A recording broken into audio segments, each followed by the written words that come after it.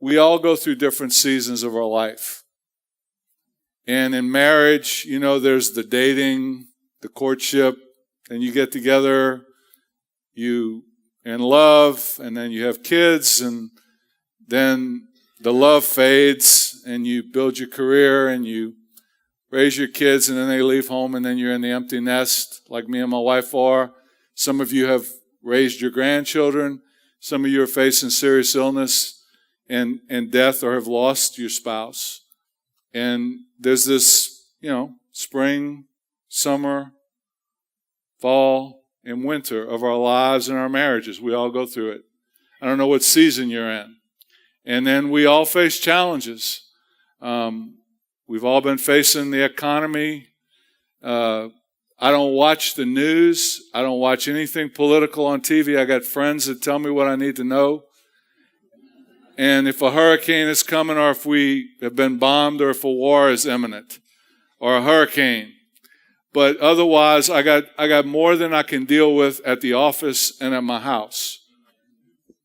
I just can't take it. I just can't take it. Maybe some people can watch the news and can listen to all that, but I just can't. I actually heard something on K-Love not too long ago that they had a term for it. I forget what the term was, that people were being traumatized by listening to the news because there's just so much stuff out there. And we got our economies. Some of you are unemployed. Some of you are struggling financially. You got illnesses, family problems, marital problems, problems with your children, with your in-laws, some addictions. Some of you have gone through the flood, and I don't know what challenge you're facing or what season of life you're in, but this I know, the constant throughout it all is that what you need more than anything else is love and connection.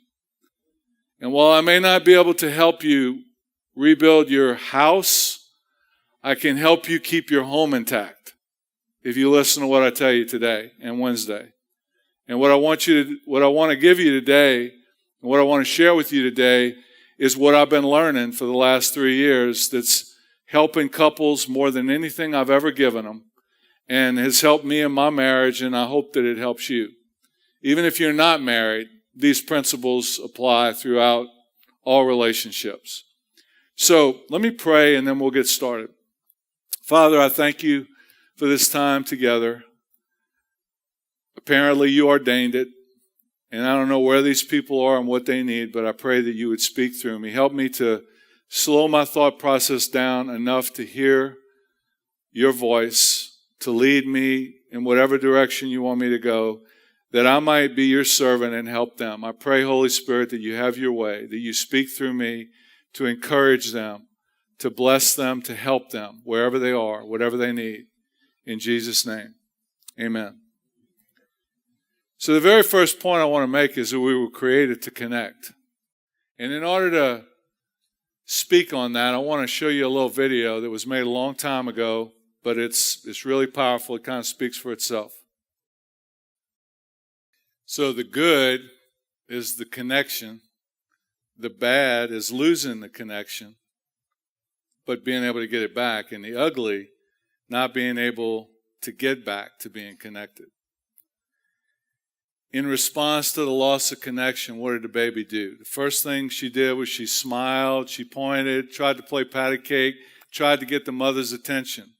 When that didn't work, she reached with her arms, she screeched, cried, she demanded the mother's attention.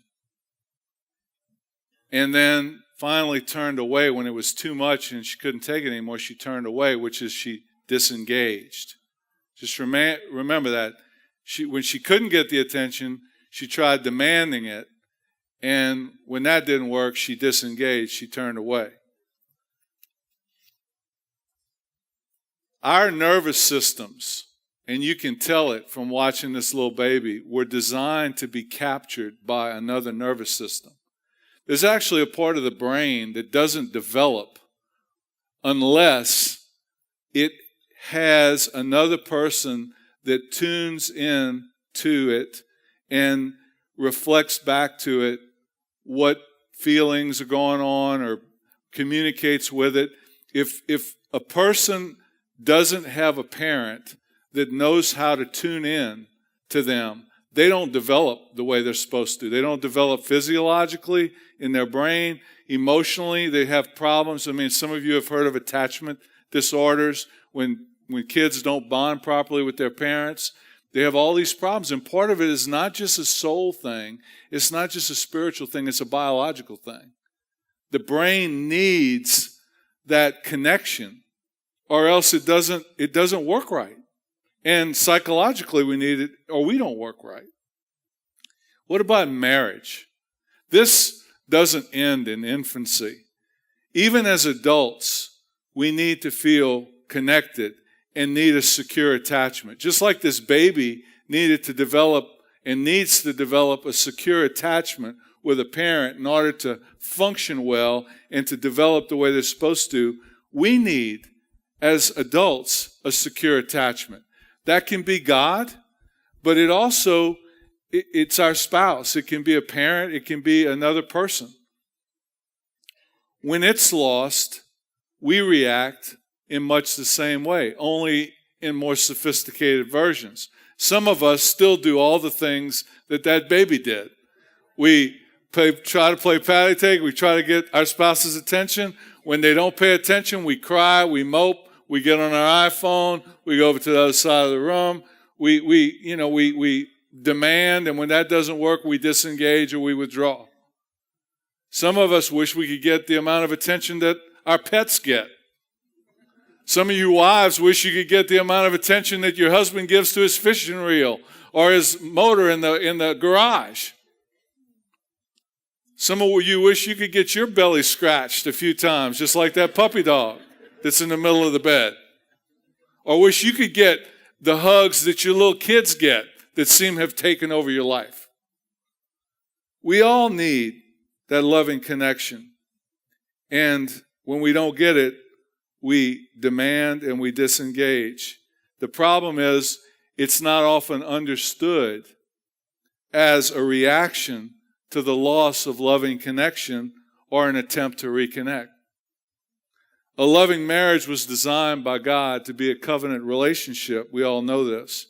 But it's also a special kind of an emotional bond or a built-in, it's an answer to a built-in need for a safe haven and a secure base.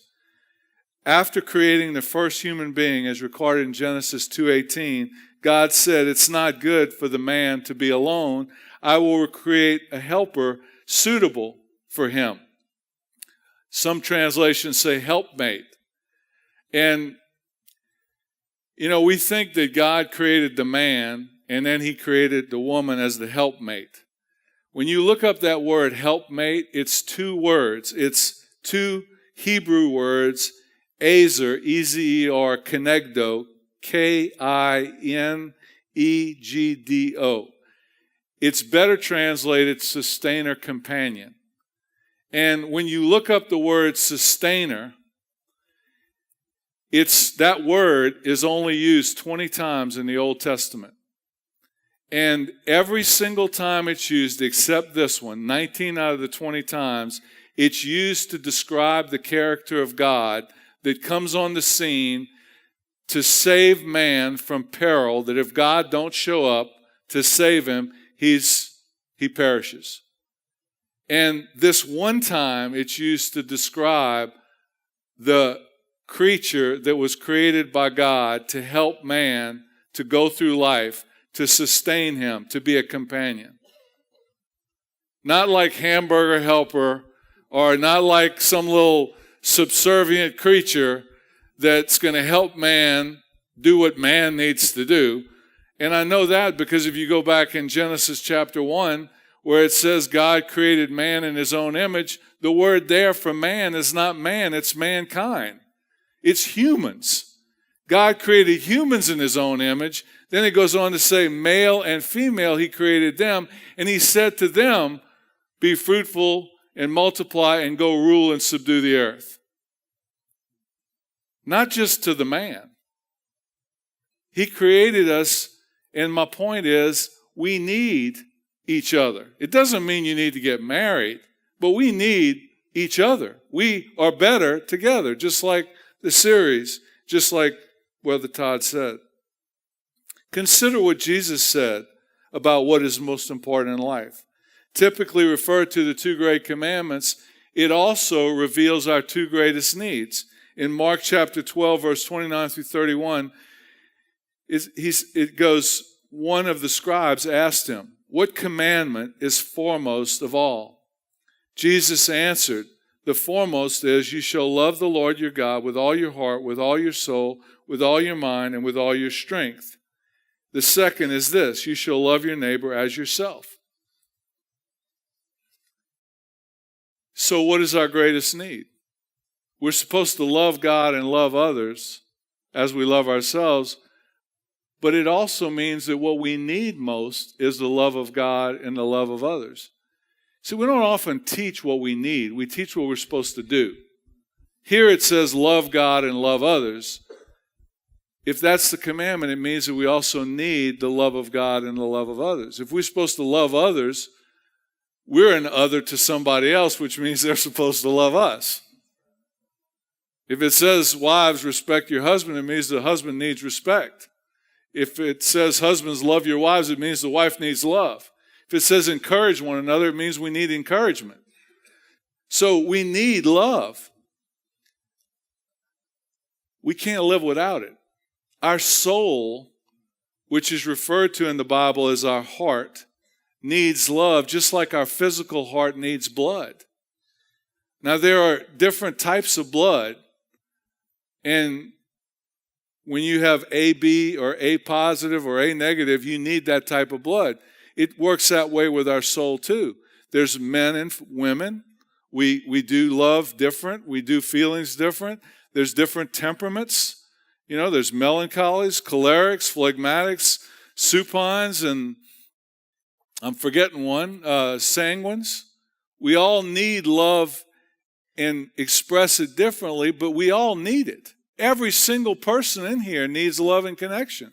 If you have a problem giving it or receiving it, I can assure you that it was probably something that happened to you that makes you that way. Something has happened along your life, either as a child or you had some bad relationships or some bad experiences, or there's something wrong with your brain that makes it such that you can't do it or receive it, because we all need it. We were wired that way. Neuroscience on love has proven what we already know as Christians, that being connected, having a loving relationship is the best antidote to stress. Did you know that having a loving relationship or a secure attachment with someone actually increases dopamine, which enhances attention and pleasure? It increases serotonin, which reduces fear and stress. It increases oxytocin, which is called the love hormone or the cuddle hormone, which makes you more trusting of others, makes you want to draw near and be close to one another. And it reduces stress hormones such as epinephrine, norepinephrine, and cortisol.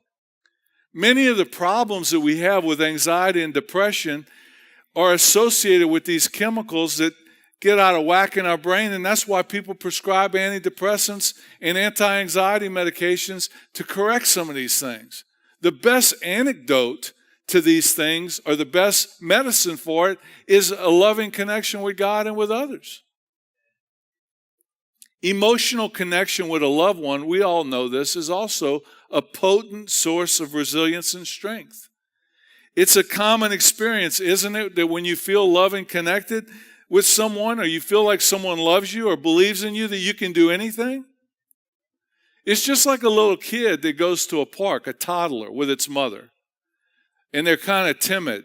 They go there and they sit on the bench, and the mother introduces the child to the play equipment and all of the different things, and there's some other kids playing, and at first the child might be a little bit timid, but as the mother shows the way, the child begins to venture out, and every now and then the child will come back and look to see that his mother's still there or her mother's still there, and maybe go back to the mother, and then they will go venture out again, and they'll go a little bit further and maybe climb a little bit higher. And as long as they know that that mother's there, as long as they have that secure attachment, or that their dad is there watching over them, that they can come back to that secure place of love and connection, they will go venture out and explore and do all kinds of things. We're no different. As long as we know that we have a secure attachment, a loving connection, we will go out and explore and develop and live fully alive. When we don't feel that loving connection or that secure attachment, when you feel rejected, unloved, alone, disconnected, you're going to be more depressed, more anxious, more fearful, more insecure, more cautious, more rebellious, more self-destructive, and you'll develop an attitude, why bother? That's why you need to not only come to church, but you need to be in a group of people so you can touch and feel and connect with people. It's not enough just to come here. We need each other. Emotional isolation is also dangerous. Suffering in this life is a given, and it's difficult. Many of us are suffering. Suffering alone is intolerable. The worst part isn't the pain, but it's the lack of response. It's the baby crying without being picked up. Some of y'all were getting a bit nervous in here. I could feel it. It's like y'all were getting upset that this baby wasn't being attended to. And this is just a little video. How much more is it true when it's you? It's no wonder we medicate ourselves with so many things. It's no wonder we get caught up in so many addictions. Because the truth of it is, a lot of the crazy stuff that we do, almost all of it, Thomas Aquinas said it best, that all sin is rooted in a legitimate God-given desire. That what we really need is a loving connection with God and with others, and when we don't get it, we either try demanding it from people. When that doesn't work, we disengage, we withdraw, and when that doesn't work, we displace it. We go try to medicate ourselves. We go try to find some substitute to make us feel good or to make us not feel the pain that we feel from not having the loving connection, which is what we need in the first place. If our greatest need is love, let's talk a little bit about what love looks like. 1 Corinthians 13:4-8 says, love is patient, love is kind. It is not jealous, which means actually that it's not envious or covetousness. Love does not brag and is not arrogant. It's humble. It does not act unbecomingly. It does not seek its own. In other words, it's unselfish. It is not provoked. It's self-controlled. It does not take into account a wrong suffer. It's forgiving. It does not rejoice in unrighteousness, but rejoices with the truth. It's truthful. Bears all things, believes all things, hopes all things, endures all things. Love never fails. So it's persevering and it's optimistic. In a practical sense, when you love, you meet needs. You meet the need for attention, affection, affirmation, acceptance, significance, security, and support, which I believe are the 7 core needs. In an even more basic sense, what do we all need? To be seen, to be heard, and to be cared about. Every single person on the planet, whether they look like they do or they don't, they need to be seen, to be heard, and to be cared about. The problem comes when we don't get these things. I believe most of, if not all, the problems in marriages and relationships arise when our needs are not met. It's ultimately what all of our fights and arguments about. And before discussing it further and getting to the main point of this message, I want to show you a little video clip. It talks about what some of the things we fight about are. So, according to internationally acclaimed expert on marriage, the go-to guy for everyone, kind of like George Barna in the Christian community, John Gottman's research tells us that 69% of the issues we fight about are perpetual and are never resolved throughout the relationship.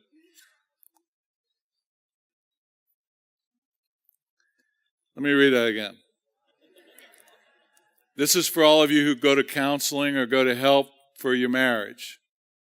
This is what the research shows.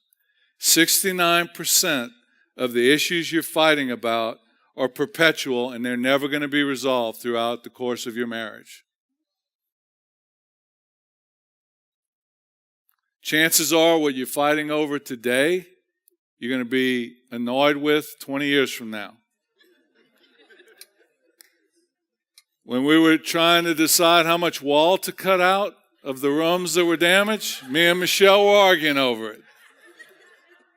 We were fussing and fighting and spewing out our normal things, and then she started demanding and turning up the heat, and eventually, when I couldn't take it, I disengaged and went in the other room and tuned her out like I always do.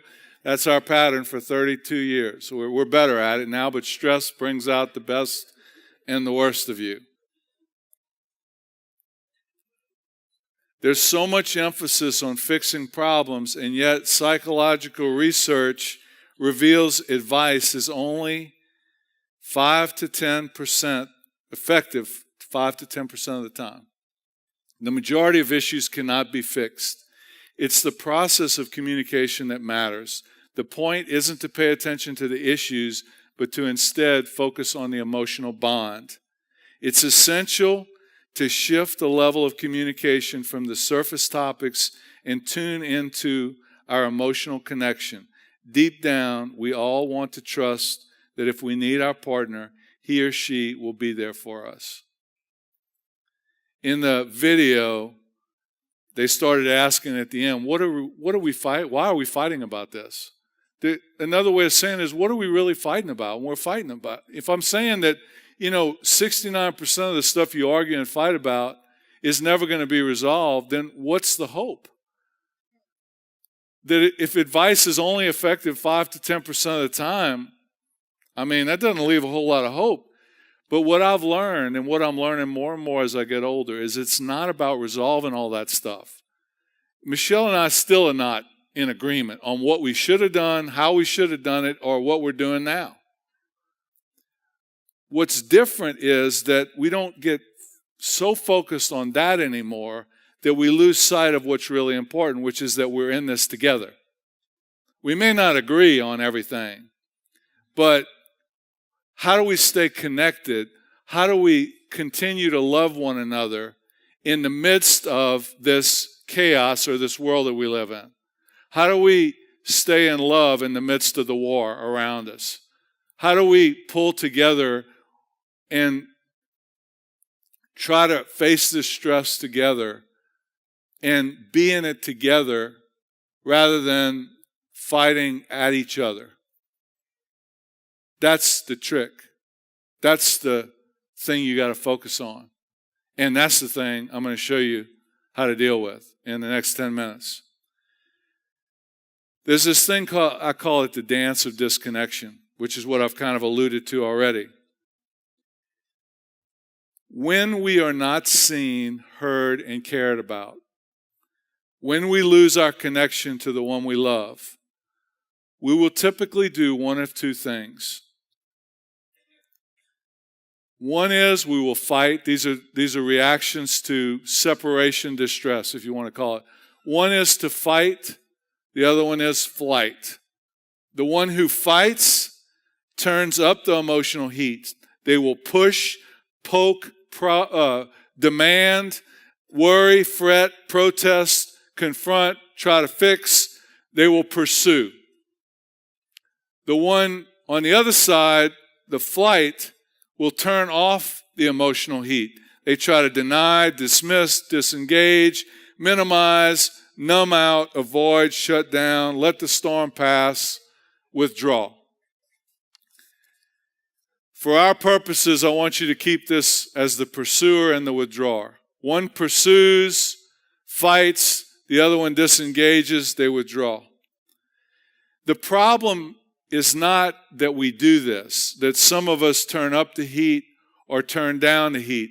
The problem is that if we do it over and over again, this chronic turning up or off of emotions will create a negative cycle or dance that will predictably spiral into disconnection, danger, and deprivation. The problem is not the fight or flight. They can both be necessary and adaptive. It's when these responses become habitual and chronic that they become really problematic. The result is usually one of three scenarios, which some refer to as cycles or dances. Based on thousands of hours of research done by a woman named Sue Johnson, she came up with and identified three typical dances. And I promise you, if you watched 1,000 hours of couples arguing, you would see the same thing. You may call it different things, but you would see the same thing. One dance she calls Find the Bad Guy, which is mutual attack. This is usually what you see with younger couples where they're going at each other, or it's a pursuer and a defensive withdrawer. A pursuer who's criticizing, demanding, and a withdrawer who's defending themselves or disengaging. And then the second dance is freeze and flee. That's where you have mutual withdrawal, where you have both people shutting down. Or this can be like where you have a withdrawer and a burnt-out pursuer, a one that's pursued and demanded and protested for years and years and years, and they've just got tired of it, and they're burnt out, and they've just now withdrawn. Or what you see more frequently is some variation of what she calls the protest polka, which is one demands, the other one withdraws, one criticizes, the other one defends, or what I'm going to call them pursue, withdraw. So I want to show you some pictures of these three stances. First of all, the first dance, Find the Bad Guy. This is what it might look like. Attack, attack. It's like pointing the finger at each other. It's the blame game, the thing that started in the Garden of Eden where they lost their connection to God and one another. They did something wrong. God comes and finds Adam. Adam, what did you do? And he says, that woman you gave me, Lord. And says, Eve, what did you do? And she said, the devil made me do it. The blame game started way back in the Garden of Eden. We're pointing the finger, the need to be right.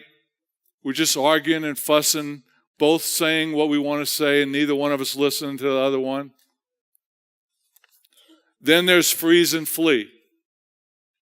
This is mutual withdrawal, where both people are shutting down, or after years, the pursuer gets so burnt out of trying to get the withdrawer to engage that they withdraw too. And now you got both people shutting down, not talking. That one of them in the bed together with their backs to one another. That's like one of the worst feelings in the world. You ever been in an argument like that goes on for days? You're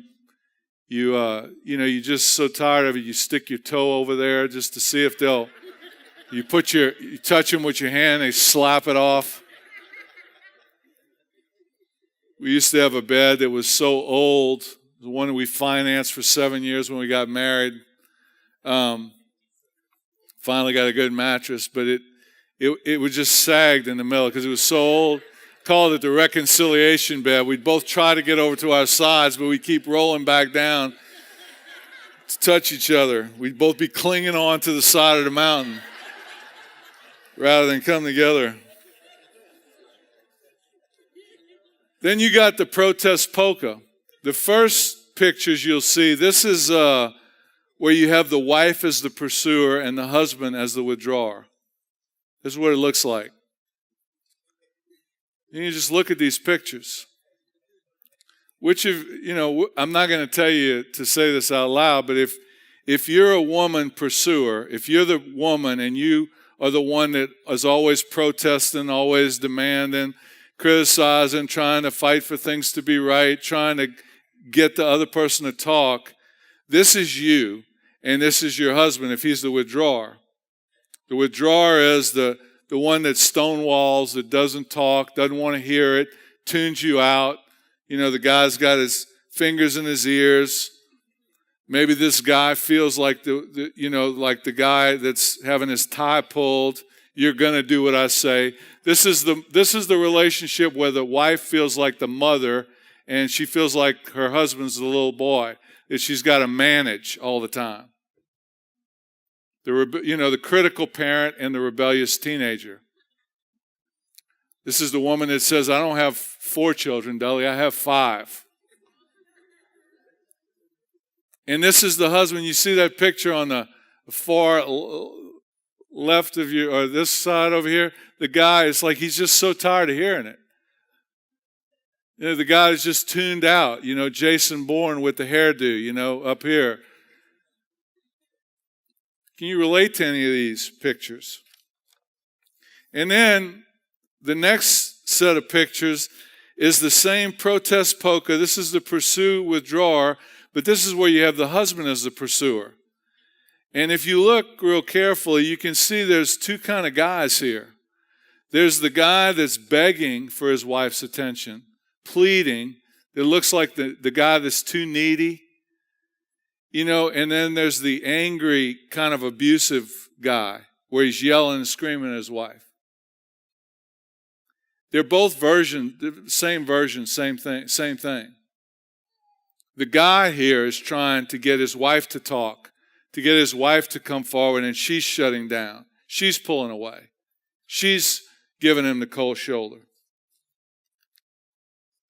So I put those pictures up there for you to identify with. It's not that the importance here is not to label yourself. The importance here, there can be variations of this. There can be degrees of all of these.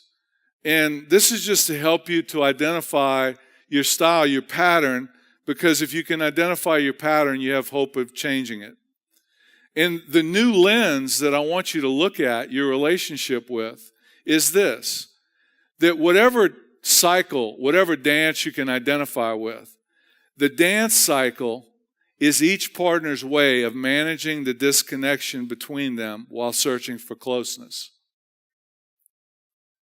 This has revolutionized the way that I look at my own marriage, the way that I look at couples, and the way that I work with couples. That whatever this is that we're doing, this turning up the heat, the pursuer, criticizing, demanding, trying to fix the problem, trying to get the other person to do something, or the withdrawer who disengages, who just numbs out, who goes away, who's trying to let the storm pass, that whether you're pursuing or demanding or you're withdrawing or disengaging, it's all about trying to connect or regain your connection or to deal with the pain of disconnection. The problem is we don't understand this. We don't believe it. We don't see it as that. It would make a huge difference if you did. We interpret the behavior and react accordingly. So check out this little grid. Put up the last slide. And there's some sermon notes out there. If you can't see it on the screen, I apologize. But this is the way that it works in a typical protest polka. The pursuer, let's just say she's the wife, and the withdrawer is the husband. The pursuer criticizes, attacks, and blames. That's what it looks like on the outside. The withdrawer shuts down, avoids, and hides. The perception of the pursuer, of the withdrawer, is that he's selfish and he doesn't care. The perception of the withdrawer, of the pursuer, is she's too needy and demanding. The feelings of the pursuer that you can see on the surface is she's very anxious, maybe sometimes gets angry or seems desperate. The feelings that you see on the surface of the withdrawer is that he's frustrated and numb. That's all what you see on the surface. But what's really going on with both people lies below the surface. You can't see it. Underneath, the pursuer feels hurt, unworthy, and abandoned. Underneath, the withdrawer feels inadequate and rejected. It's like they can't get it right. It's never enough. They don't know what to do.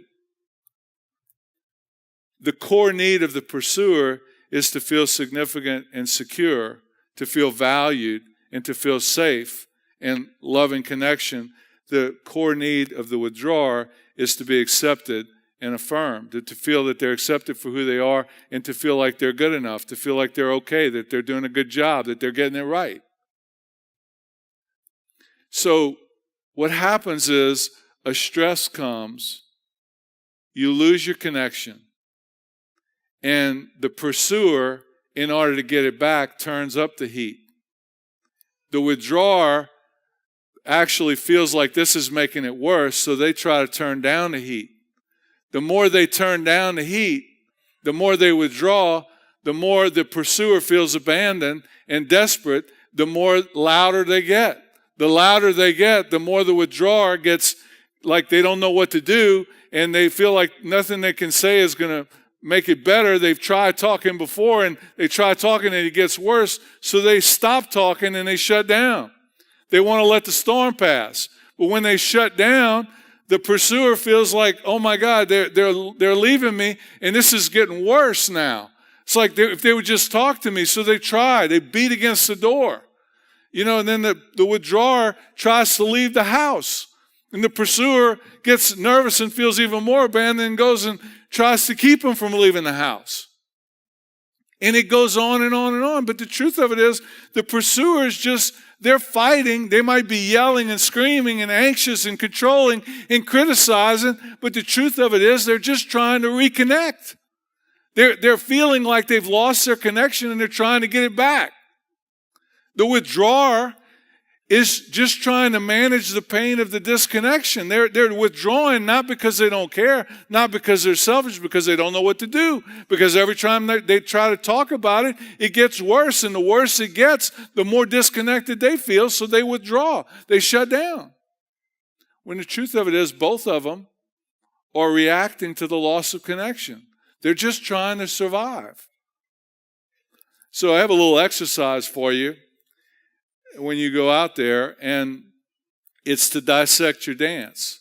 And you fill in the blanks. It goes like this.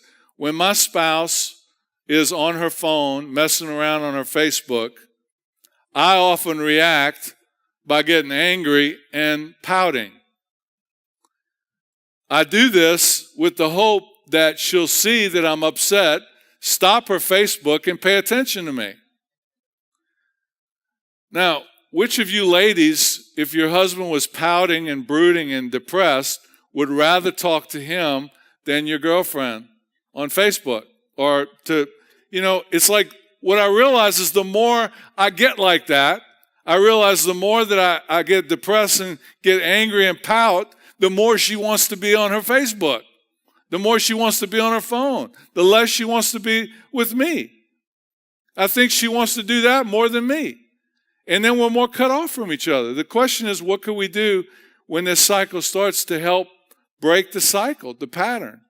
Because you see, when I work with couples and I'm trying to repair a relationship, or they've become disconnected or drawn apart, the 4 steps to repairing is this. Number 1 is recognize the cycle is the enemy and unite against fighting the cycle rather than each other. The partner's not the enemy, the cycle is the enemy, or the enemy is the enemy that's using the cycle to pull you apart. And then the withdrawer has to re-engage, the pursuer has to soften, and you have to learn how to replace reactive with more vulnerable, deeper conversations. So, I got a little 1.5-minute video clip and we're done. So look, what is it we're trying to get anyway? All of these pictures were people talking to people on their phones. So they were in essence disconnecting in order to connect. Meanwhile, losing the connection with the people that they're with.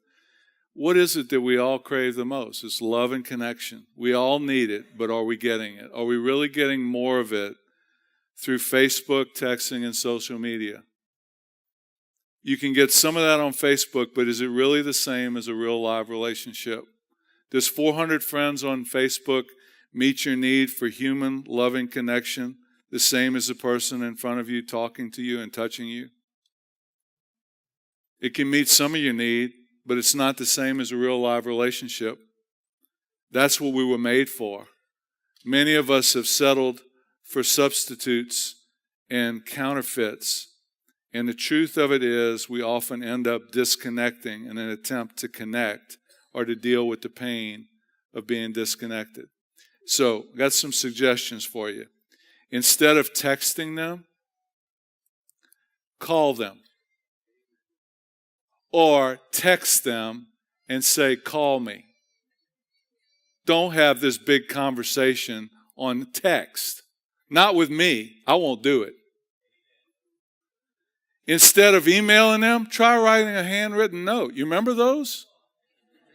Or walk over to their office and invite them or tell them what you want to tell them. Instead of getting on Facebook, why don't you call or visit somebody? Instead of the TV or the computer, spend time with someone in your life or in your household or one of your friends or your family. Go visit somebody. Instead of sending your love via technology, why don't you try sitting, talking to someone, and giving someone a hug? Don't settle for the counterfeits or the substitutes. Go after the real thing. Amen.